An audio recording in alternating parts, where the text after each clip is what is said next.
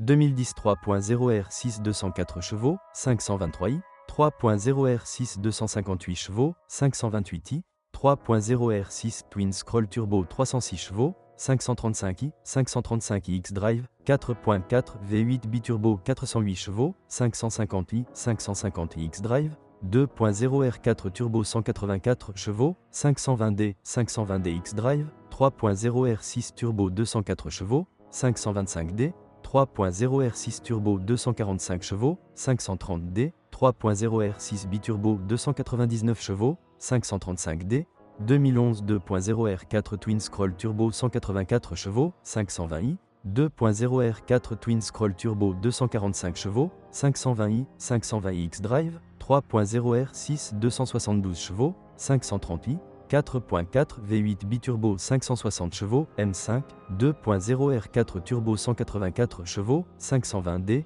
2.0 R4 Biturbo 218 chevaux, 525D, 525D X-Drive, 3.0 R6 Turbo 258 chevaux, 530D, 530D X-Drive, 3.0 R6 Biturbo 313 chevaux, 535D X-Drive, 2012 3.0 R6 Turbo à 3 étages, 381 chevaux, M550D X-Drive, 2013 4.4 V8 Biturbo 450 chevaux, 550i, 550i X-Drive, 4.4 V8 Biturbo 575 chevaux, M5 Compétition, 2.0 R4 Turbo 143 chevaux, 518D, 2014 4.4 V8 Biturbo 600 chevaux, M5, 30 ans M5, 2.0 R4 Turbo 150 chevaux, 518D, 2.0 R4 Turbo 190 chevaux, 520D, 520D X-Drive, tous les moteurs essence sont équipés d'une injection directe de carburant.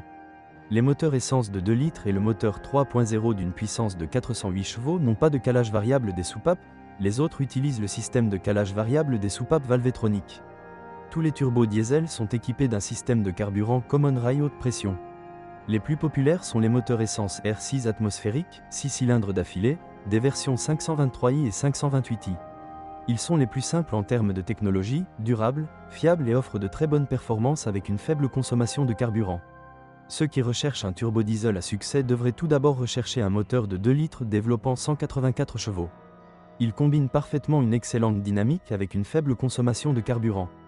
Les moteurs essence suralimentés à 4, 6 et 8 cylindres sont technologiquement avancés et donc coûteux à entretenir.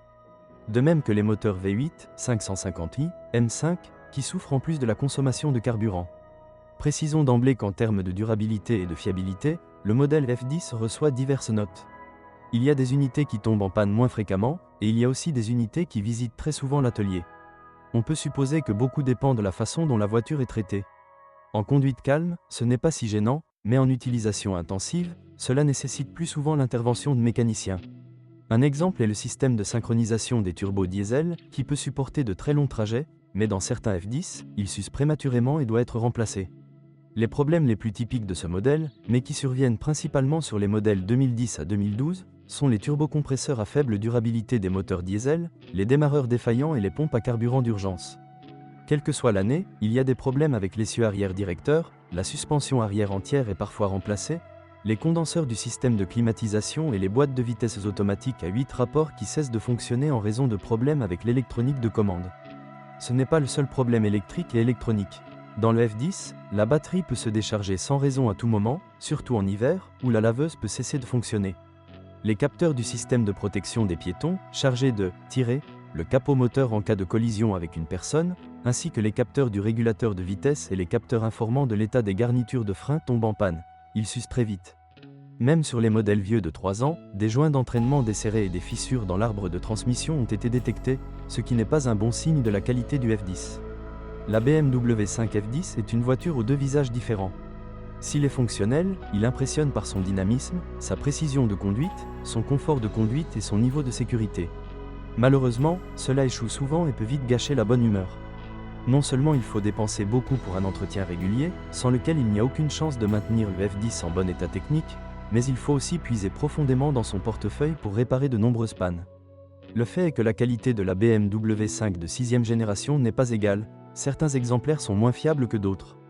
Mais nous n'avons aucune garantie d'en trouver un meilleur. Il est préférable de se demander si nous voulons avoir une telle voiture et de faire un choix différent avant de l'acheter. Et si nous sommes déterminés, préparons-nous aux dépenses.